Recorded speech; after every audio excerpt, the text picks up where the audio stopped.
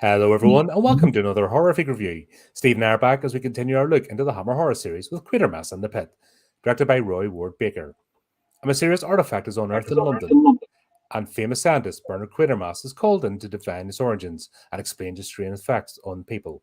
This movie was made on a budget of £275,000.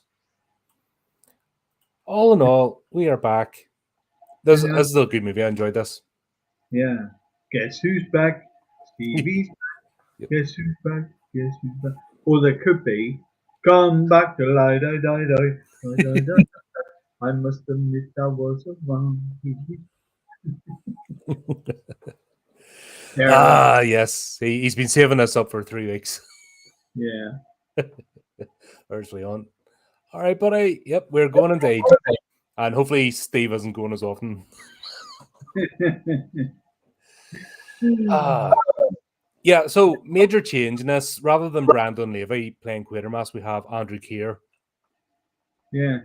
And honestly, that's what made this movie for me, because he was more sort of intelligent, wasn't he? Yeah, he came across as he felt like a professor that people. He looked like a professor, didn't he? Mm-hmm. With his beard and yeah, he was more believable than the last one, who sounded very American. Well, I think he was an American. Brandon Levy played Quatermass in the first 2 movies. Yeah. And honestly, he was the worst part because he's just so abrupt and unpersonable, and just the way he came across on camera. Yeah. You didn't really care, about him. No. This guy was quite good. But, like I said, the only actor that's been in other horror films is Barbara Shelley. Mm-hmm. She's been in a few of the others, but apart from that, it's complete new actors to Hammer, really. That's fair enough. I don't think there was a bad performance in this. Like, everyone did their job. No, I know, and I couldn't. This is a first for Steve. I couldn't find any mistakes. Even the polystyrene rocks, they all wobbled. But you expect that.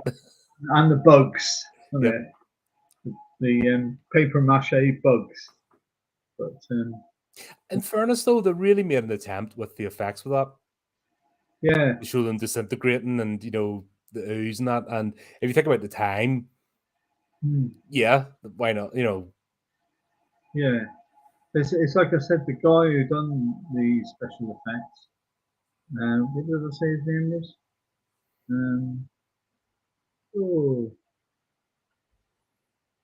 I did tell you earlier, didn't I? God, we were just talking about him before we went live. But he's well renowned in Hammer circles. I try not to have too many titles. He's done a number of Hammer films prior to this, and he also worked with the legend Ray Harryhausen on films like Jason and the Argonauts and the Sinbad films. So he was quite in his time. I think he died in 1979. In his time, and he was quite renowned, really. So Also, this one is in color, which obviously is a change from the first 2 were in black and white. So the length of time they've left it between Quatermass 2 and this one, obviously they've been able to colorize it and bring that into form, which Bowie films. It was muted as well. It wasn't like Technicolor. Usually, the mistake is when they get color, they use them all. But at least these had good tones and good coloring, so I appreciated that as well. It to like it was underground. A lot of the filming, wasn't it? Or gave the impression it was underground. It's probably in the studio. And it just fitted in with the sort of atmosphere of it being in the bottom of a tube station. Yeah, that mud, actually, that was almost, I thought there was a chance that it could get just walled in, or buried, the way they had the mud going. Yeah, it's like a clay effect, isn't it? Yeah. Yeah, special effects was Bowie Films Limited. I think the guy was called John Bowie. Mhm. He worked with Ray Harryhausen, like I said. So yeah, but even down as far as the sort of dodgy ghost thing that appeared, the devil with horns. But if you think it was 1967, you can't really complain about Yeah. that. But we've always said that we, in one sense, would take a step back and appreciate the limitations of the time and the fact this is the beginning of cinema. This is them realizing we're actually making movies rather than stage plays. Yeah, This is the sort of transition. It's not really until we hit the 70s that cinema fully comes into being as we know it today. yeah. The only thing I look at really critically in these sort of movies are the storytelling, because that's universal. That's a good story could be told in the 1800s, 1600s. Today, a new one could come tomorrow. A good storytelling is good storytelling. So that's what I'm always looking at with these movies. I don't get critical about, oh, it was an old movie. Of course it was an old movie, and you have to start somewhere. And I think they really made an effort with this one. Yeah, and the continuity was there as well. You didn't sort of think, oh, what's this scene about? It sort of flowed onto each other on this one. Yep. Yeah, but I mean, there was some sort of black humor bits in it that you didn't realise, like when the workmen were tossing the scones around. But come on, you get a bunch of workmen. Somebody's going to do that. Same as you have a bunch of squatties, someone's going to start messing about. Yeah, that's normal. I know, but it was quite funny. But that exactly, you're going to get the. I'm surprised nobody did the last periodic. Once you have a skull in your hand, you got to do that. Yeah. Do you know what I mean? That's just the way of it. That's someone's going to be messing around. I like the fact they brought that into it, because that's the whole point. This is just an anomaly, a strange thing, and everyone's reacting as they should until the horror starts to arrive. Yeah. But when that guy goes in the thing, oh my god, I saw a finger. He's putting his pants over a finger. Never mind. Do you think we're so desensitized now? That's the problem. And because horror has come such a long way, and even real life, like if something appeared in front of us, we kind of go, yeah, okay, it's a hologram, if it's a projection, it's something. Like we wouldn't just shrug it off. No, true. Well, yeah. I mean, horror is. I mean, it's all CGI these days, isn't it? But well, they're bringing back practical. A lot of the indie productions are bringing back practical effects. You wouldn't have got a finger these days. It would have been, let's cut someone's throat, wouldn't it? But this is not. It's not your traditional creature feature. It's a cycle. No, I mean, it's working on the psychological. It's mind control, and it's all building up. And that's what I kind of appreciate about this. It's not just immediate boom. We're seeing the effects, and the longer people are exposed to the thing, the more it's unearthed, the more revelations are made. That's when it all kicks off. They keep you guessing as to what it is, until they bring out the buggy things, and because they go from stage to stage, and you get that guy who's trying to drill into it, and the expert driller, bit like my ex-wife with a drill. Where does this go?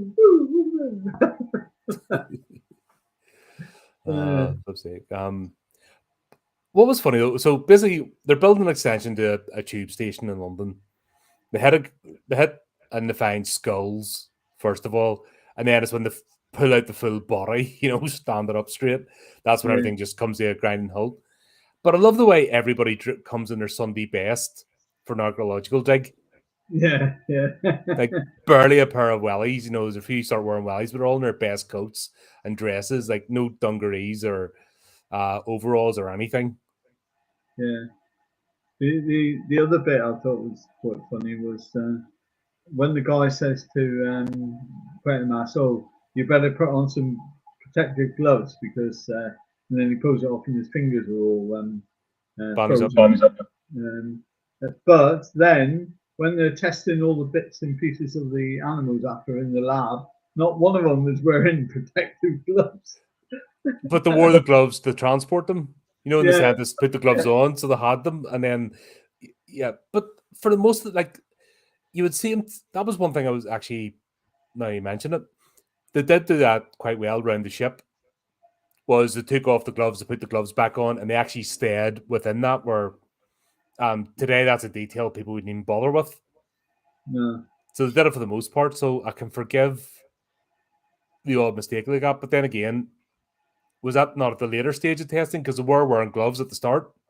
yeah. The scientists wore those sort of white ones. But there was always the possibility, wasn't there?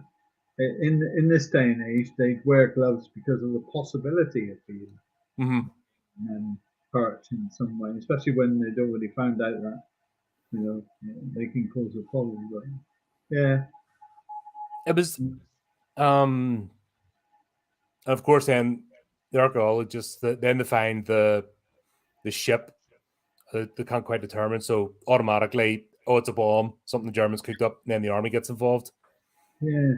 And The Germans get blamed for everything, don't they? well, it was that sort of time, wasn't it? Hmm. No, I mean, at the end of the Second World War, everything's getting invented. Yeah. Not just, and once again, is this not part of, pre-Cold War? That was like the boogeyman, Nazism and whatever they were coming up. And that's what most like look at every horror story. Around about the time, it's always a Nazi lab, or even the 80s. You know what I mean? There's always a Nazi lab's cooked up something. Yeah. And just hidden in a bunker somewhere. Sure, that one we covered, that god awful Frankenstein's army. Sure, that's pretty much the same thing. Oh, It's still relevant in people's heads. Like one of the most disturbing movies or enjoyable ones was The Outpost. I don't know if you've seen that. No.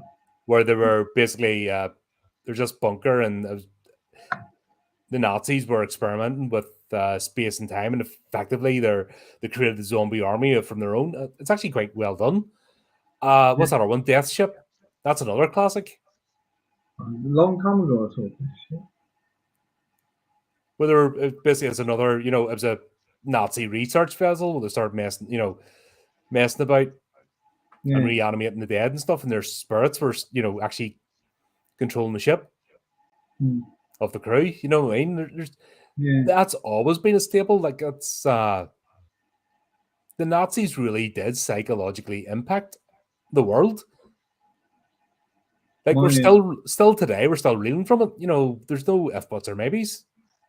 My great uncle Rich was in World War II, and he used to come out with some real terrible jokes. You think my jokes are bad? He used to say he was in the trench, and he had a new private beside him, and he says, "Well, what do we do, Sergeant?" He says, "Watch this." He goes, "Hands, yeah, bang." He says, "There." He says, "Have a go at that." So the young private gets out and goes, "Hands, yeah, bang." So the Germans are over there going, he says, "All Englishmen are called Charlie." So he says, "What's this?" He goes, "Charlie." And he goes, "Is that you, Hans?" "Yeah." You think my jokes are bad? My uncle was so funny. Oh God, was it my uncle's Jim Johnson's my great uncle Jim, he fell in Italy. Uncle John, he just wouldn't talk about it. Yeah. And anytime I went up to visit, that was something he never even hung his mouths up or anything. Yeah. It was just one of them. Yeah, I forget. It was only through my mum and all that I found out. Yeah. And then what was I was Googling one time. Went and did it for one of the associations up in Ballymena. And of course went to the cenotaph and found my great uncle Jim's name, you know what I mean, on the plaque. My great uncle Rich was what do they call them when they go undercover and and hide and marksman. Recce? No, Reconnaissance? but they used to hide for days and anyone they saw coming they used to shoot. Oh, snipers? Sniper, that's right. Great uncle Rich was a sniper. And when we were kids, he used to tell this story all the time. Each time we used to laugh, even though he told it over and over again. He used to say, "There I was," he says, "all covered up," he says, "and camouflaged up," he says, in the undergrowth and everything. He used to say, "This German come along," he says, and he took a look around, he says, and then he dropped his pants, he says, "Do I have a shit?" He says, "So I shut him up the ass." And that's how he used to say it to you. Of course, as kids, you think, ha ha ha ha, ha, And my mum used to shout in, "Are you swearing in front of those kids again, Rich?" But yeah, miss all for it. Quatermass is the name. Bernard Quatermass is the professor who's the protagonist in these movies. So this is the third one. Yeah, nothing to do with Star Wars. Let's not swear on the channel, please. Bring that horrible franchise up. Ugh. Ugh. I'll go get a shower now. Ugh. But anyway, yeah, it's just movies like that. Don't forget, they're still finding bombs and blinds and stuff from the London Blitz and everything else. Yeah. Like, still in real time. It's like still finding RG mines, in the Falklands. It's still in people's minds what happened. That's consequence of war, but one of them things. So it's just that's how it influences art. But yeah, I like the fact as well that they kept Quatermass, even though they've a different actor, they didn't retcon his background in Rockets. No, they done quite well on that. They just continued his character as though he was just called upon to look at the. Oh, he was. Remember, they were trying to take his project away from him from Ministry of Defense. That was what the meeting was. Yeah. And then that was Colonel Breen was getting assigned to his team, and he wasn't happy about it because he didn't want the military. He didn't want to build rockets for the military. But I believed. Do you know why the first one? I can see the story arc, the character arc. Obviously, the first one, he was arrogant. I'm going to do this. Nobody can, and blah, blah, blah. And sure enough, he created his own demise in the first one. The second one, a bit wiser and understood the dangers after going through the first movie. This is now a more mature Quatermass, as in he's understood that just blind arrogance or making things because you can is not the good way. So he's actually... I like this portrayal of him. This has made me warm to the character, which I found him a very difficult character to warm to the first two times. There weren't any more Quatermass movies made, were there? I don't think so. No. I think this was it. Was there any information on whether it was profitable? Or? No, it was only just what the cost. There's no box office information. It didn't really... wasn't recorded the same. It was that an 80s phenomenon? How well? I think it was the Hollywood blockbuster. This movie made so much. I think that was the thing of the 80s. Yeah. And just the recording wasn't done the same way.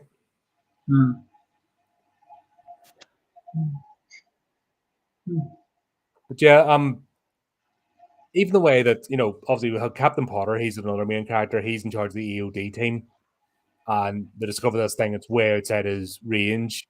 So that's where he gets in touch with Colonel Breen. And of course, events just happened to bring Quatermass on the occasion because Colonel Breen is about to get assigned to Quatermass's rocket team. Yeah. But it's his previous experience as an EOD officer that gets brought back to him. And that's what he has to basically turn up and help the captain out, which that makes sense. Yeah. If you've got a trusted, if you've got a trusted companion or expertise, and even though you're quite well up in your own field, if something's beyond you and you know somebody else more experienced, you're going to call on them, aren't you? Yeah. Yeah. Definitely. Because he even made the thing. Do you ever find remember he's had the conversation with Quatermass? Do you ever find you can't get away from your old life or your old? Oh, yeah, all the time. You say that. I've had two people contact me on Facebook recently who I haven't heard from for 30 years. Mm-hmm. And you just think, oh my god, my previous life's catching up with me. That only happened to me. What was it? My old high school. What was it, like their 25th anniversary? The school's already closed and stuff, and I didn't go to it. The reunion. My sister did, but honestly, that week after, I was just getting Facebook request after Facebook request from all these people I used to go to school with. I'm like, I've not spoken to any of these people. Why are you getting in my face all of a sudden? The lad from school is probably the only one in the class I would speak to. And then there was another lad from when I was with Royal Mail, and he's probably one of the only postmen I'd ever speak to. Yeah, both good laughs, and I used to get on them in school and work. I would walk past people now and not recognize them. Oh yeah, I would genuinely walk past somebody I went to school with and go and not even recognize them. It's not even a thing in my radar. No, Or you know what I mean? That is ancient of ancient histories. Yeah. Yeah, no, I don't think I would. Not at all. God, I could probably say about some people I was in the army with. I'm out of the army 11 years now, and I'd probably walk past people that I serve with and, like, being in posting and stuff for courses and not even recognize them, because if it's not in my immediate zeitgeist and I'm not keeping in touch with someone, then it just fade to black, Yeah. I mean, I'm seeing Cole since 7 o'clock and I wouldn't recognise him. Oh, I'm staying out of that domestic. Not getting in the middle of that.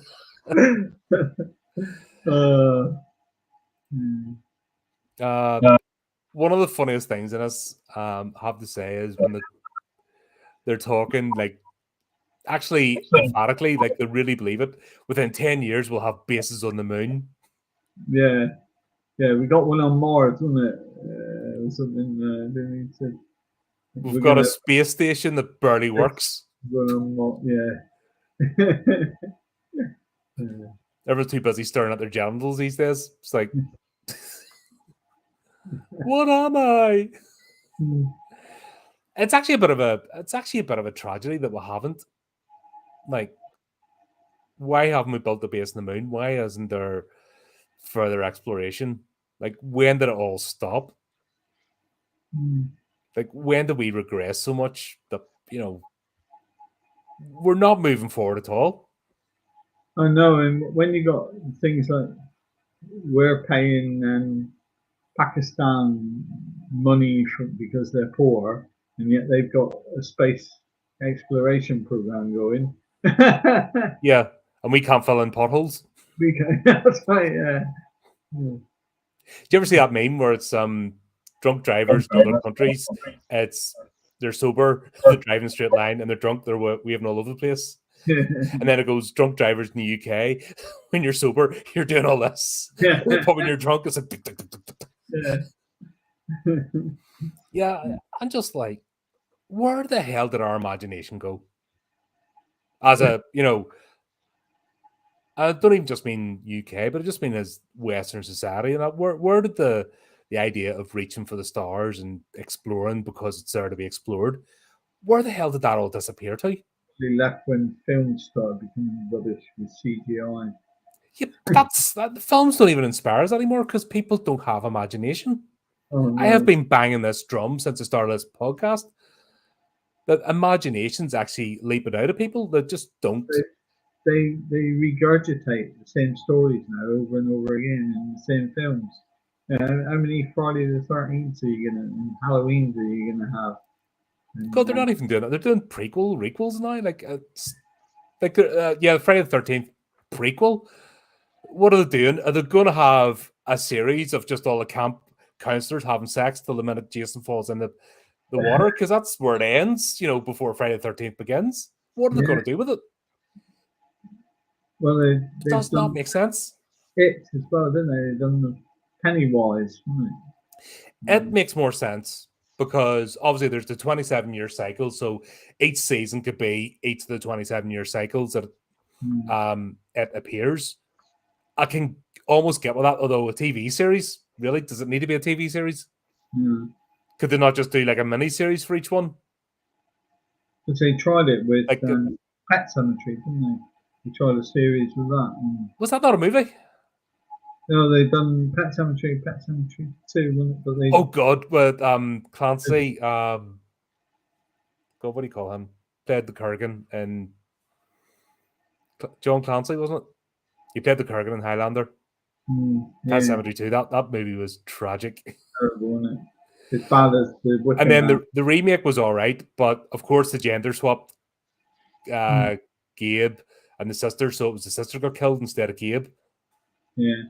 Oh wow, we've reinvented the wheel. It's all completely different now, and the thing just played out the same way. And you're like, okay, right, yeah, go use. Because if you think of films in the 60s, you had Dracula, and then you had, like Bride of Dracula, Dracula's Risen from the Grave, and all things like that. But they weren't the same. These days, they just like make them the same story of Dracula, wouldn't it? And they'd make Dracula, and then Dracula, and then Dracula. And Robert Eggers is one of my favorite directors. I just think he has a certain style about him. He has been lined up for 2 remakes already. Yeah. And that's they're just going to ruin his career's now. Just going to be making remakes. Yeah. And you're just like, what a waste. There's a waste of a talented director just on. Drag Me to Hell 2's going to be made. Drag Me to Hell 2. Did I see that somewhere? No, I don't think that's. You got to watch out these days because some things come up online and they're this AI stuff, and there's a guy who goes around doing AI posters and do you think and shitty fake trailers. But fake trailers have been around since the year dot. Yeah. That's always been a thing. But what was it back in the day? The Transformers movies? Yeah. I saw somebody watching the trailer for one of the Transformers movies, a sequel. Hadn't even been announced or anything yet. And I'm watching him just completely and you can see the clips where they're taken from other movies. Yeah. Of the first one, and you're like, mate, that's fake. Yeah. No, it isn't. No, it isn't. Because it has the thing, the green intro thing at the start. I'm like, mate, that's video editing. No. And you're like, I give up. Do you know the average IQ of humans is 88 or something? Like below 80? Yeah. Like most people just aren't. I did that one. I've got 121. God, I can't remember. I was plus 100 anyway, but I'm not like genius or anything. I'm a good problem solver, but I miss out. There's a bit of my brain that, like, if you invert something, I can't see that. And I struggle with numbers, as in sequences and stuff, yet my numeracy is quite good. I have a weird brain. Yeah. And I don't know whether it's being a frustrated creative, because that side of it's actually quite high. But I'm also very analytical, so I can't be a full arty-farty person because I'm too. I like patterns, so like logical patterns and stuff. I'm really good at picking up. That's why I got into databases and stuff, because it's all about putting things into categories and making sure this field matches this field and the tables match up and stuff and linked together. I'm good at that stuff. That's the way my brain's wired, but also there's just massive creative element that just gets in the way and fucking screws me up. Yeah, it's all fun.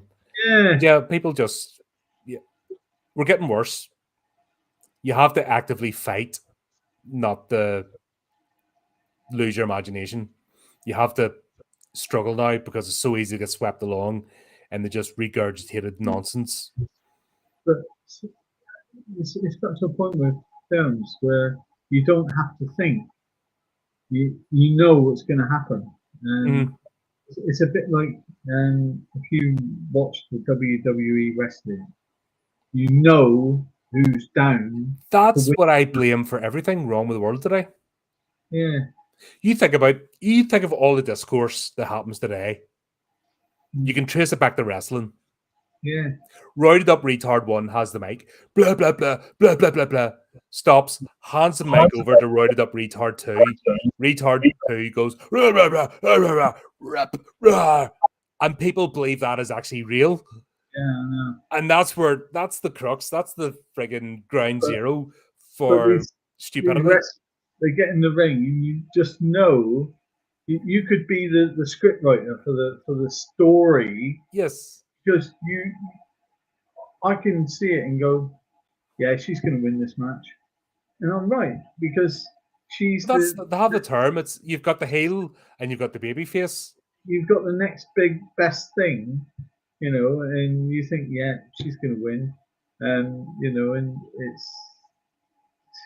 there's no creativity, and it's the same with film. I didn't even watch it as a kid. I'm definitely not wasting my time with it now. In film, because they're regurgitating the same stories, but it's like we've said before. You've got the '60s ones like Christopher Lee, Peter Cushing, even that what's he called, the jobbing actor we said about, Michael Ripper. Yeah, Michael Ripper, who well respected by Peter Cushing and Christopher Lee, and they were actors who put everything into it. Where these days it's just a case of I'm being paid for this. I don't care if it's a flop. I'll just I got paid. I'm all right. I got paid. It's a Dracula movie. I'll bite his neck. And that's it. And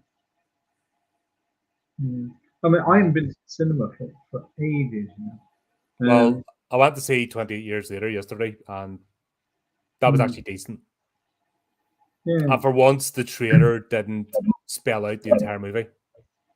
We actually watched 28. What's the second one? Weeks.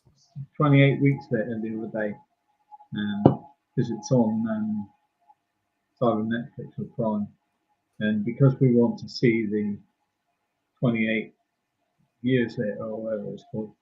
Yeah, 28 years later. Yeah, it's good. That's a case of not rushing in to pump out loads of sequels. That's creative. That's them taking their own time to put these out and doing it in their own merit. And it's an event. Do you know what I mean? It's actually it's back to being an event again, going to watch a movie. With that, but most movies aren't like that. That used to be the norm. We were used to that. Now it's an anomaly. It's so strange. Yeah. See, I was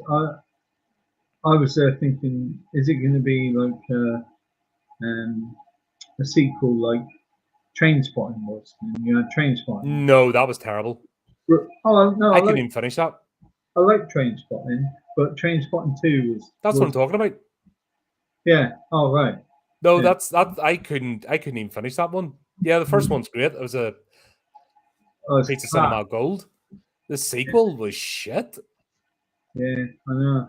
And it made me think: was it just a sequel for the sake of being a sequel? Basically, and I was hoping. I hope they made this 28. Do you know who's really fallen off a cliff? Ewan McGregor. He's a wooden plank now. He's lost whatever spark he had in his youth. It's gone. Yeah. And I'm even talking about like when he did films like The Island, he had a spark about them. That's gone. Yeah. He drearied and sleepwalked his way through that movie. It was awful. Awful. It was just no spark to it whatsoever. Yeah. Even the guy that played Begbie in that couldn't because like a chase scene through the car park and stuff, because he still remembers after all those years, and because he was he couldn't be arsed. He was in the film Monty, and you could see in the film Monty that he thoroughly enjoyed himself. Oh, the guy that played Begbie? Yeah. Yeah, God, who's the main actor in that? I like him. Because he was in 28 Weeks Later. Yeah. Robert Carlyle. That's what I just said. Point. Oh, sorry, I was... No, listen to me, yeah. Robert Carlyle. Yeah. I mean... Although I can't forgive him for that shitty character he played in James Bond movie. One of Pierce Brosnan ones. That was terrible. Yeah. But yeah, it's yeah, I liked him in the film Monty and Trainspotting. Two totally different characters, and I mean, the Trainspotting, he just played the psycho that would kill anybody, wouldn't he? Yeah, but when he played back, in the sequel, Trainspotting 2, he couldn't even be arsed. No. He's like, why am I doing this? Yeah. Why did we get, what part of the contract did I sign? It made me come back for this movie, sort of thing. Yeah. Oh, it was awful. No. Gar bought me the Blu-ray, and I thought, oh my god, it's terrible. I'll put on the original instead.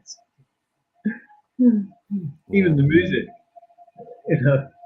the soundtrack on the second one was appalling, and the first one was just like it gave the setting as Scotland of place where they played in the 90s rave culture and all that, which was tied to the drug scene, and yeah. But yeah, they're Quatermass. I just wonder why they only made the 3. That's why I asked about the. Do we know how much it made? I don't know, because like I said, Andrew Keir could have carried this. This is what I'm starting to find frustrating about Hammer. They've started. It's the same with Plague of the Zombies, and they had a character there, him and his daughter going around. That could have been a returning adventure series. They went to different places and encountered new adventures. Yeah. Quatermass, we've got a new actor now. He's actually really likable. This is a really good movie. Why weren't there more Quatermass movies? It's like they keep missing the mark, or they set something up and then they get distracted and then they set something else up and they don't. They're spending too many plates, or they're trying to branch out too much. There's something wrong at Hammer Productions. I got the impression. Oh, Quatermass in the Pit was a TV miniseries in 1958, and Andre Morel played Quatermass. And it was also a TV miniseries, just Quatermass, 1979. And they did a TV miniseries of Quatermass 2, 1955.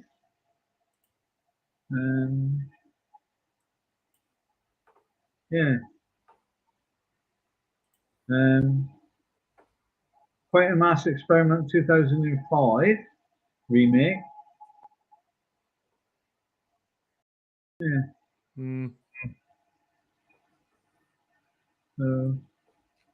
No, but they've done this the whole time. They've started up. They've got a franchise. They've got a good set of characters, and then they don't utilize them. They do this, and then they just throw it away, and then they try something else.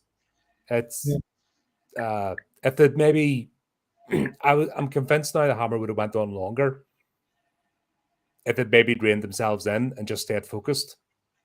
Yeah, and just concentrated on being British horror instead of trying to be world horror, if that makes sense. kept their own unique flavor, but it's like they just say, "Oh, this will land across the pond, this will land across the world," blah blah blah, and they just they threw too much at the wall and didn't concentrate on what they had. Yeah, it's like I said to you though, and one thing I did notice was the dialogue on Quatermass and the Pit. Again, just like the previous Quatermasses, it really sounded like it was a radio play. Mm-hmm. I'm just checking now. Although it wasn't as like the first two were really obvious. Yeah. I felt this was more of a movie. Yeah. I did. I felt this was more of a movie than the first. The first two were radio plays put on the screen, but this was definitely more of a movie. But I think as well, because of the psychological aspect, because what we're having here, they've uncovered this ship. It's a material they can't identify. There's no sign of controls, but anyone that spends any sort of time with it gets affected and starts seeing visions. And that's the whole premise that they're building this up. And you don't know if it's a ghost ship or is it a wave or a pattern. What's causing people to basically lose their minds? Yeah. According to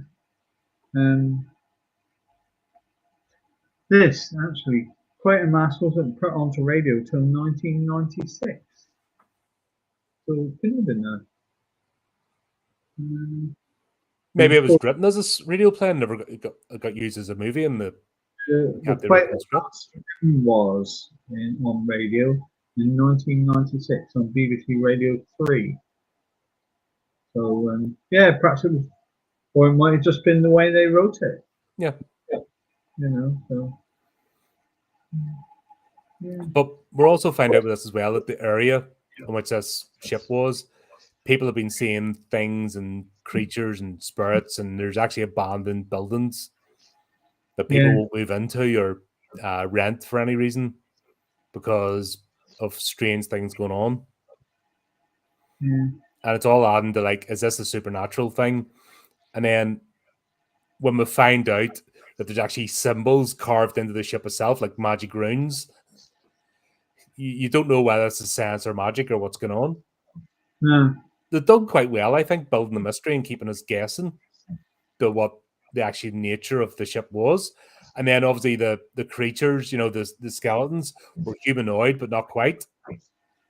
If you think that these days they would have got the spaceship and the guy, like in this one with the drill, they tried everything to try and get into it. In this day and age, they would have just gone, yeah, we can get in, and add some big, massive drill or whatever. And they would have moved it. Yeah. They wouldn't have tried to drill in on the spot. They would have moved it somewhere, like the hangar. Bombed it or something. But yeah, it did keep you on the edge of your seat. And if you date that back to 1967, that's probably what audiences wanted. That's what they saw as horror, was edge of the seat stuff. Oh my God, what's in there? What's in there? Oh my God, they're gonna get eaten, and it's all imagination. But the setting as well, the underground setting brings in the claustrophobia, and they really play with that too. Yeah. Like there's another element, and like I said, the way they had the mud oozing, like there's that sort of in the back of your mind that this could collapse or cave in at any moment. You know, there's that sense of danger. It was made dark, just like it would be underground. It was very, you know, you never saw any like lighting shining down or anything like that. It was a dark atmosphere. Yeah, it was very practically done as well. Even with the generator, bringing the generator in to, you know, go down the tube and stuff. And is there a Hope's End tube station? I didn't look that up, to be honest. The Central Line. And I'll tell you what I did see quite a lot of is product placement. Because did you notice right at the beginning when they went down, when they were drilling into the, you know, when the workmen were actually building the thing, you saw the sign that said Balfour Beatty, who are a construction company, aren't they, in real life? So there was plenty of product placement, which I thought, So Hobbs End was made up. Was it? Yep. Because Hob is the old name for the devil. But they use it for the model railway training simulator. So for the training simulator for underground train drivers, they have Hobbs End. Oh, excellent.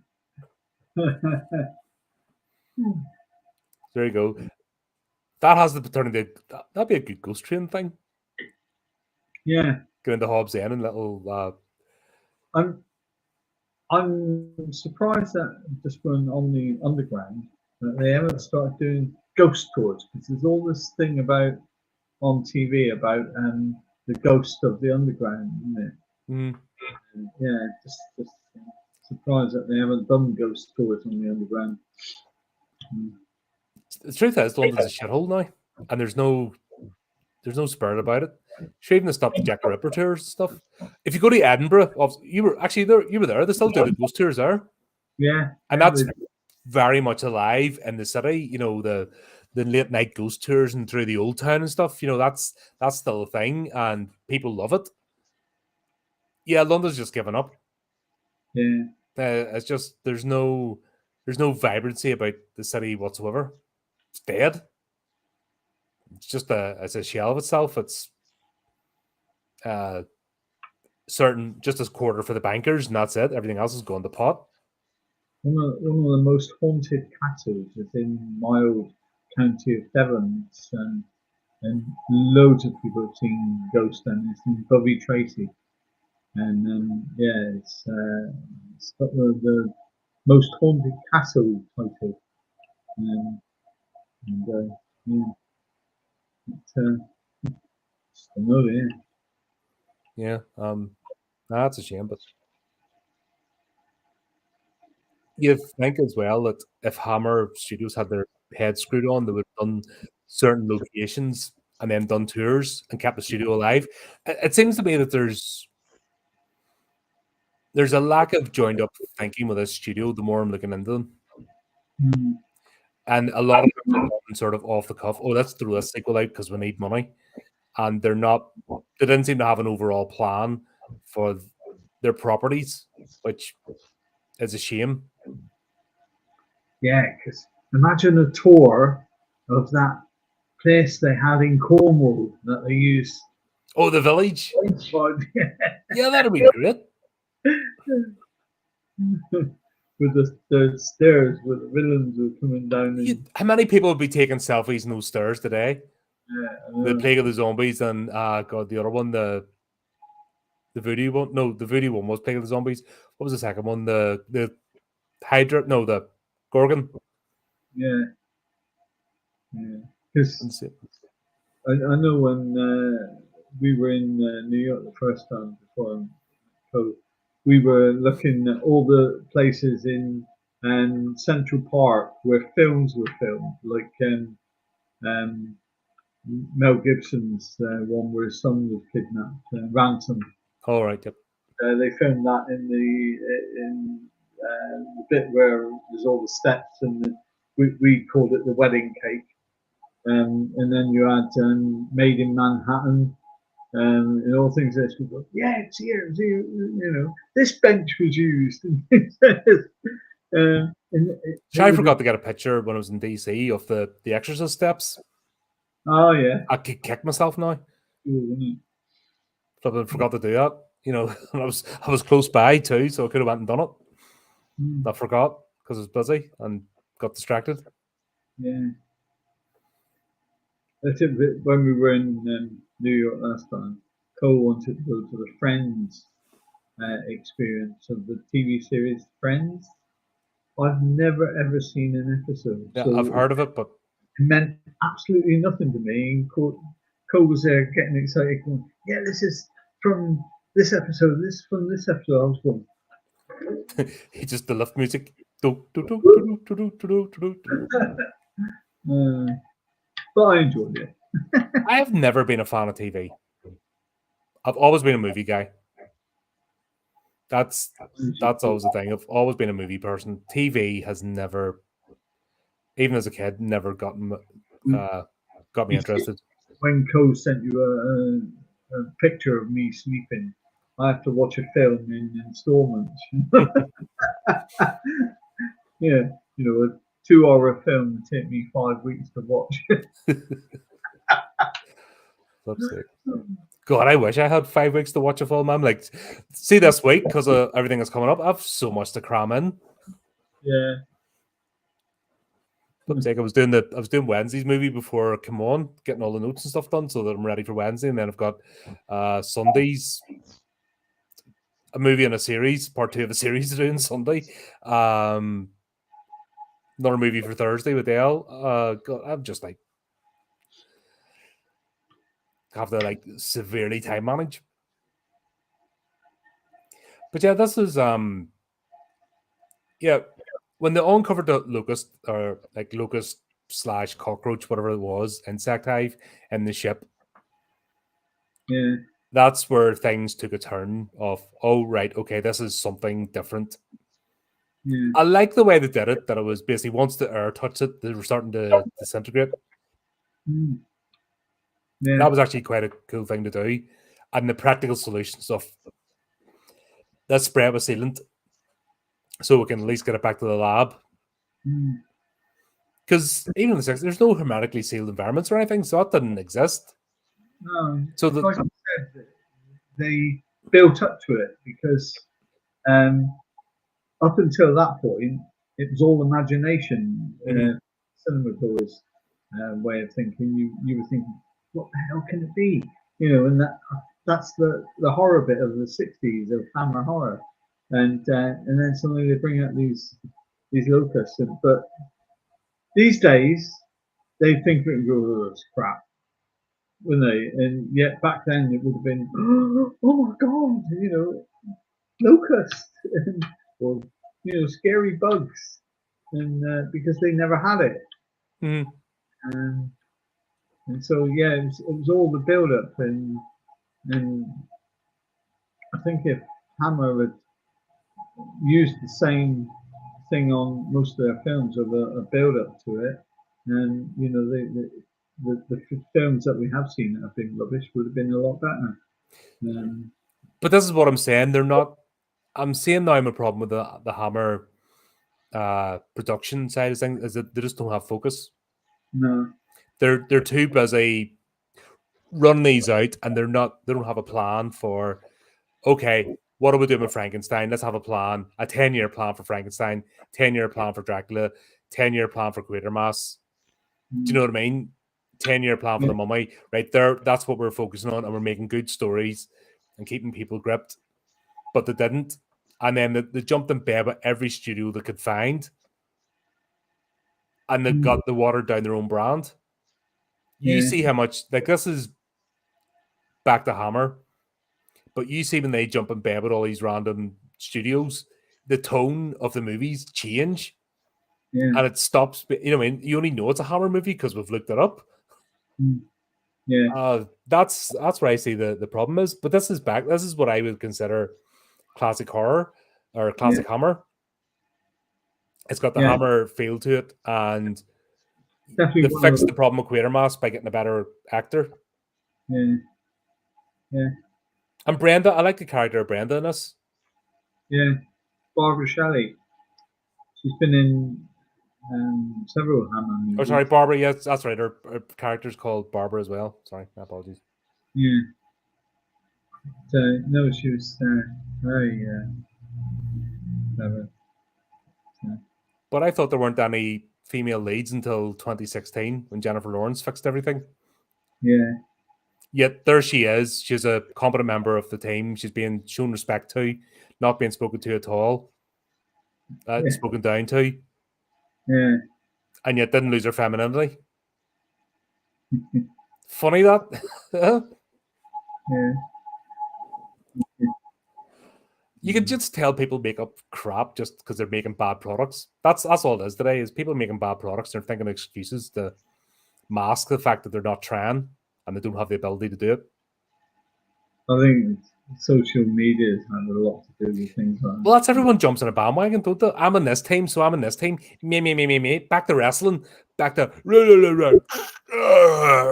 suplex. That's the level of conversation people have today. Yeah. And that's so you can't have any in-depth, nuanced conversations about a film, whether you like it. You can't even. You have to 100% love the movie and be in that team, or 100% hate the movie and be in the other team. You can't like go, well, I like this bit or I like that. And I wish I had done better with that. You know, you can't have those conversations anymore. But we're still going to because I don't give a shit. The amount of stick I got because I didn't like Hereditary. But that was once again, everyone jumped in up. That's the A24 crowd. They're very much like that. All our movies are masterpieces. We're in that team. Blah blah blah blah blah. And if you don't like it, meh, you know, they should have done it with the other one, Midsummer as well. Oh yeah. You know what I mean? And it's not to do with the movie. I watched the They're first. doing it at the moment with that movie Sinners. And I'm sorry, it was shit. I could tell that it just wasn't my sort of film. It was crap. Yeah. Go watch that the other day. It was funny enough because I did I had a guest on from another podcast, Kat, and she said she liked it at the start, but I was actually able to win her over, just not by arguing and fighting, but just by having a discussion. So my points, you know, and it wasn't me going, I don't care about, you know me, I don't like people, so I don't give a shit about being popular.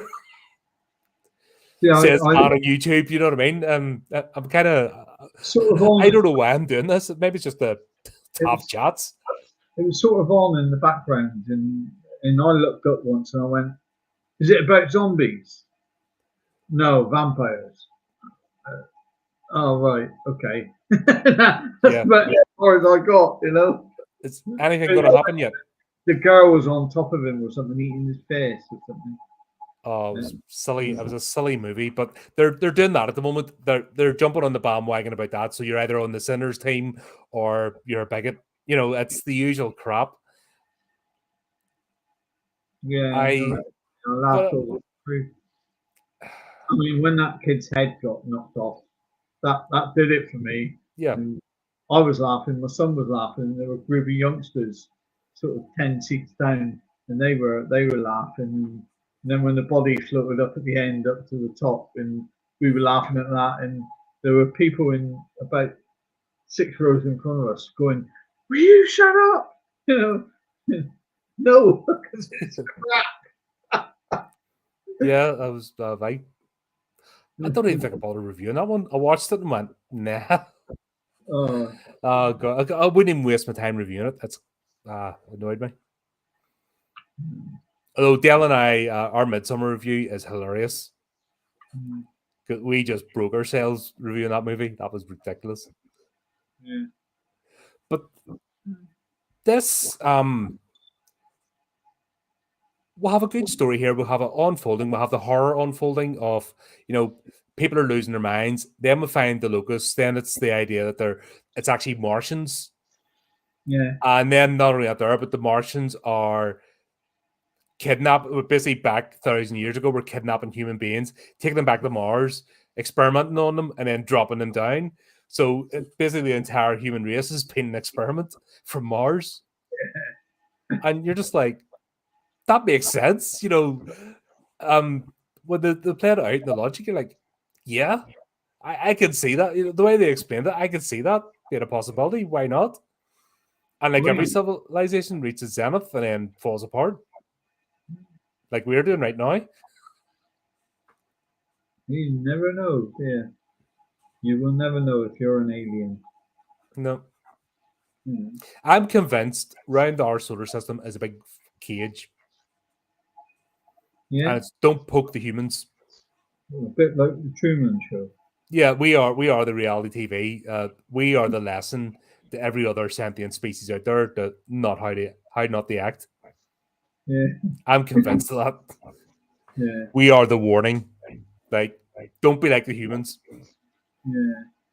That's why we are idiots. That's why alien life hasn't come yet.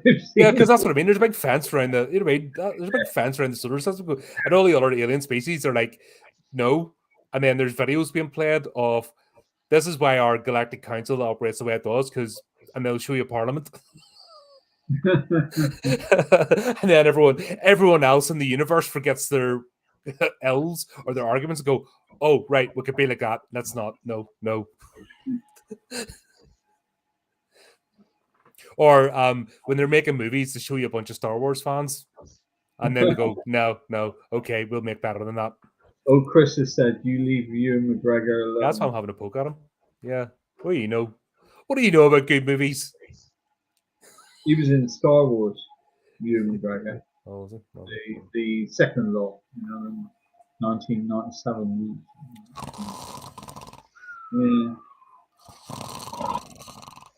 Yeah. Right. Okay. Right. Sorry. Right. Back to proper movies. Poor Johnson in this movie. Yeah. Like poor Johnson. Everyone's around him busy calling the village idiot, and he's not swinging on. When they're experimenting on his brain, getting his brain, basically the brainwaves of a simpleton.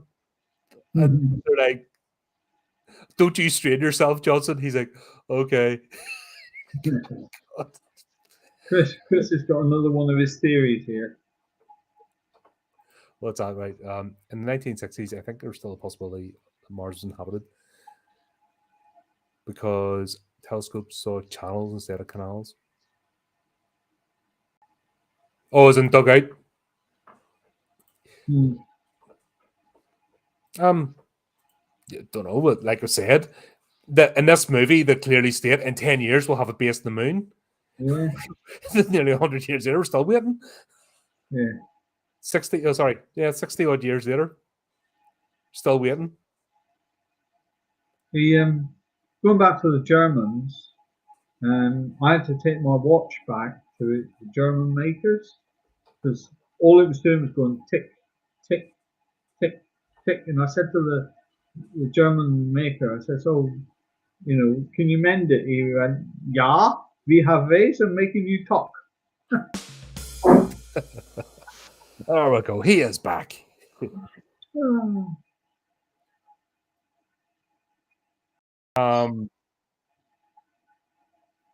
The minute they break through, though, and we find the Martians and the hive disintegrates, they essentially switch something on in the ship, and then it starts going pear-shaped. Yeah. And that's where Slab gets involved, the super locksmith. And yeah, he's the first one to get his brain melted. Yeah, but this is the bit of Quatermass that you begin to experience, isn't it? The professor of it, he comes out of himself then. Yep. So yeah, all these when him and that girl stood there looking at the figure with the devil horns, as they call it, but yeah, but basically it's they're a hive mind. Yeah.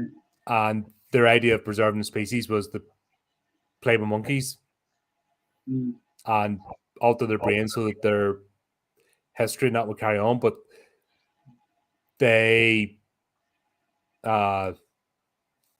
started wiping everybody out in their own planet. I thought there was another species that came to get them. I didn't realize when we saw the head projection thing.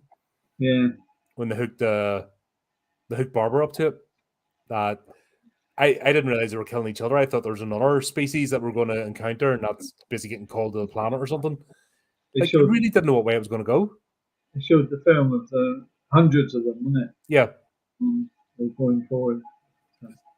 It was the memories of the last days of the Mars, basically, the Mars civilization. But we'll have to, it wouldn't be a Quatermass movie without getting the cameras in for a good old press conference for everything to go tits up. Like, have you noticed that they changed BBC to ABC? I wonder if they had a falling out. It's like I said, they used the BBC cameras. They were happy enough in the first two movies to use BBC cameras, but now they changed it to ABC, and I'm wondering It's like I said about the product placement on the object, because at first all you saw was the BC, and I thought, oh, they're using BBC as a product placement, and it wasn't. Then further on, you saw ABC. So yeah, I thought, they couldn't have got the permission from BBC to use BBC. Even though they did in the first two movies. So the old BBC cameras that they use. Well, it was only one style of camera, let's be honest. Not exactly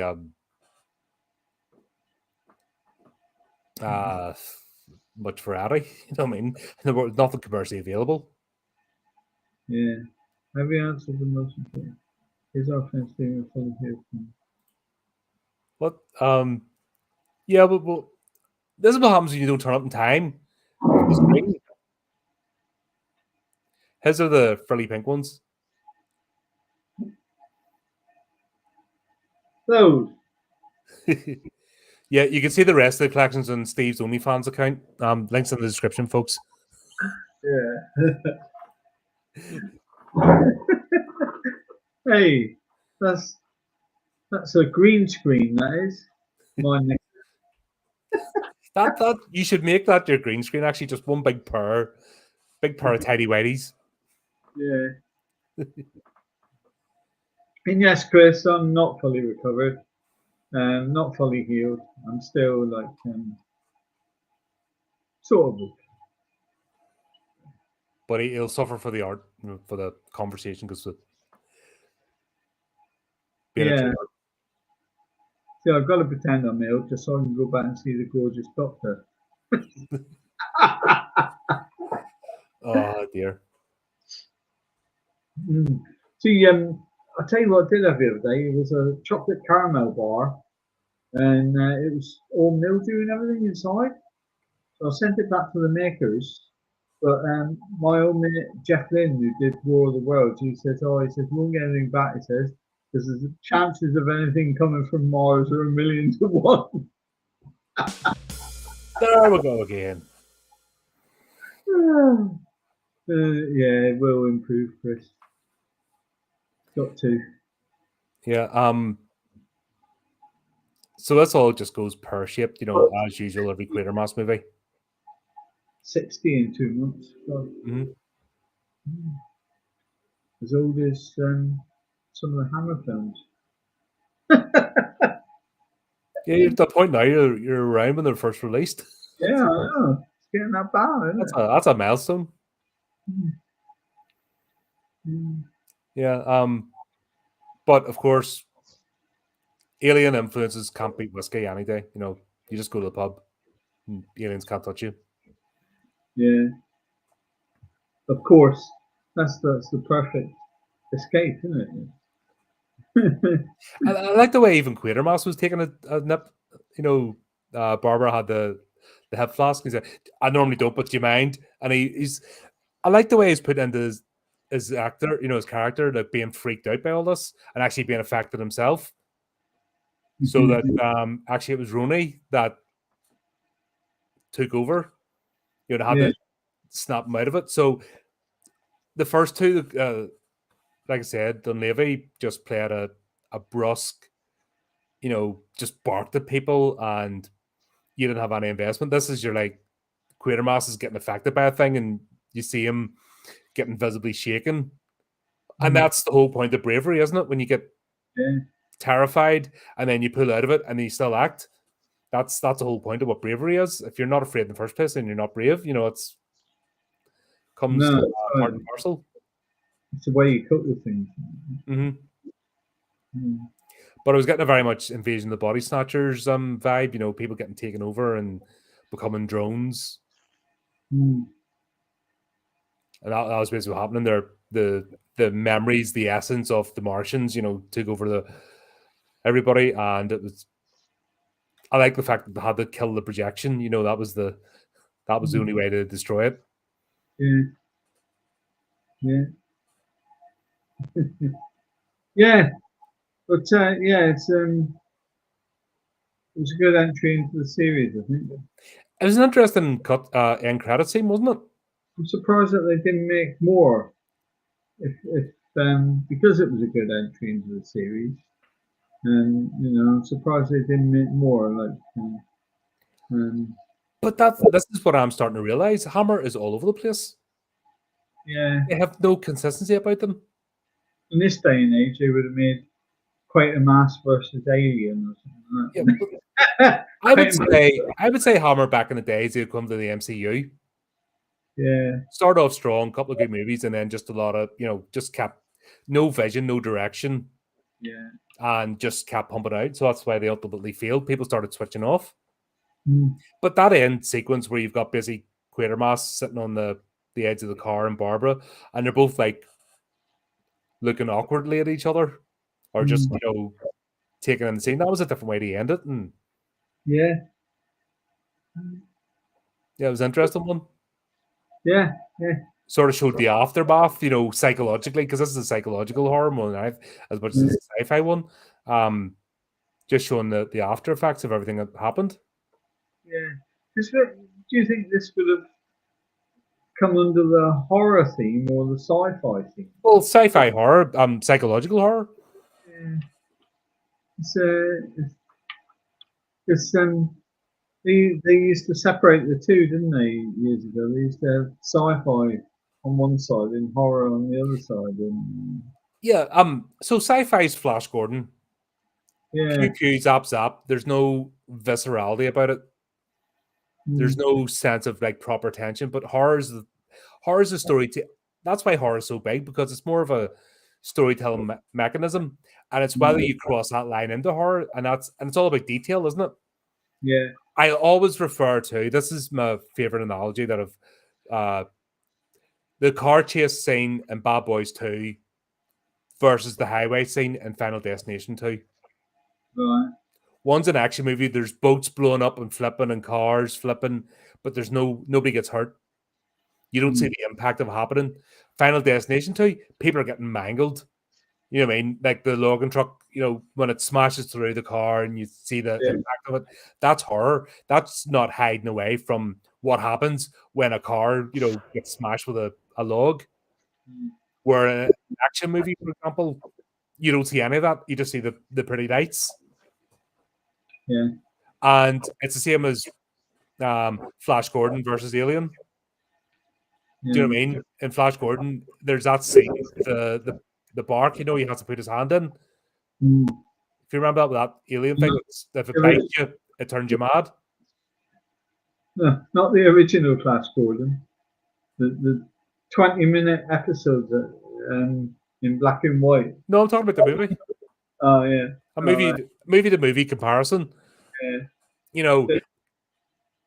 It's quite funny because the spaceships used to take off by going around in a circle like that, and then the TV series, they only used to be 20-minute episodes, and for the spaceship to take off, it used to take 10 minutes of those 20 minutes. Ming the Merciless. Yeah. No, I'm talking about the movie, because you see the first guy puts his hand in, and he gets bitten, but you don't see anything. Yeah. Where in Alien, for example, you get the chest burster, and that's the full scene. It doesn't hold back. And that's the difference between, that's where something gets a horror element. It's that visceral, the descriptive side of things, that they're not holding back from the impact of actions. Yeah. I think the movie Flash Gordon was, you are talking Flash Gordon, yeah, with Brian Blessed was more tongue in cheek. Don't you remember the girl saying, "I love you, Flash, but we only have 24 hours to save the Earth." Yeah, so they put it in the Queen song. Yeah, but that's what I mean. That's the difference between sci-fi and sci-fi horror. Anything can be horror. Any genre can be horror. Horror is a storytelling device. It's the shining the light on the negative outcome. It's showing how things can go to extremes and showing the impact. Other genres don't show the impact. That's what they shy away from. That's why Lord of the Rings did so well, because Peter Jackson is a horror director. Yeah. So when he did The Dead Marshes, a fantasy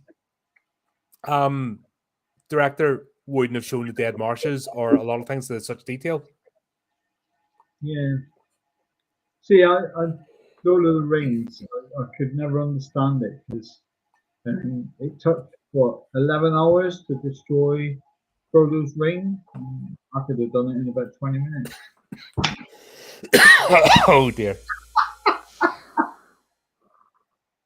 Bubum. Come on, where's the bubum? I did it. That needed a wah wah wah. Oh, anyway, sorry, I've just got something. Horror. And even I have heard of this story. Why do you think this movie resonated with casual viewers more than a lot of the others? That's a question, isn't it? It's because this is Quatermass the Pit is well known. Were aware of Quatermass because they had several TV series in the 50s, so they were more aware of Quatermass. Because you had, it's like I said, you had two series. You had a 1955, and they, what did I see? Search Quatermass. And I don't know if they were Hammer. I don't think they were.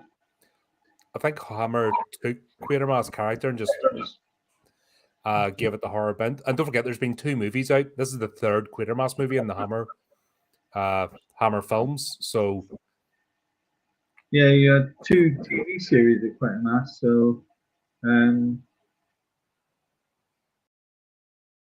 so they were probably more aware of Quatermass when the films came out. So it's probably why it resonated with a lot of the casual viewers. Yep. And this was the best of the 3, without a doubt. Yeah. Like they really went for it with this one. Yeah. And it wasn't all about special effects or visuals. It was psychological. So things that got to, once again, good storytelling sticks in people's heads. Yeah. And when you don't rely on special effects, age terribly. Yeah. So when you rely on that purely for a movie, then you're stuffed. But the fact that the caliber of the acting in this, the whole theme of it, just sticks in people's heads. Yeah, they also did that 1979 television series produced by Eastern Films for Thames Television. It didn't last. Bernard Quatermass was played by John Mills. Oh well, there you go. There's that. There anyway, we go. do you know what we got next? It's got to be Dracula. The Devil Rides Out. Oh, The Devil Rides Out. My favorite. I love this one. Good film. This is an absolute classic. It's one at the ritual scene alone. Yeah. This movie's brilliant. Yeah. Okay. Been looking forward to doing this. Gotcha. Maybe it's a collective awareness of the different Quatermass projects. Yeah. You could say that. Yeah, it could be. But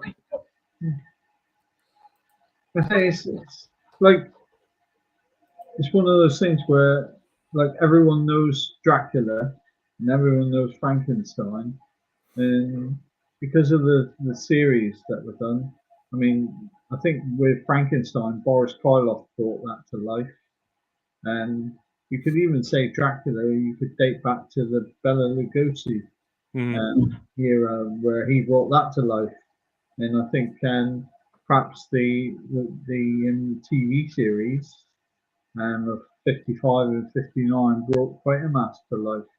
I would say more so in the movies. Yeah, and then suddenly they thought, oh, this is good. Let's do a movie. A bit like Doctor Who, wasn't it? They had Doctor Who with John Hartnell. Was it? William Hartnell as Doctor Who. And then suddenly they tried to bring it out with Peter Cushing as Doctor Who for the films. And it didn't quite work. And then they brought in Patrick Troughton as Doctor Who to take over from William Hartnell.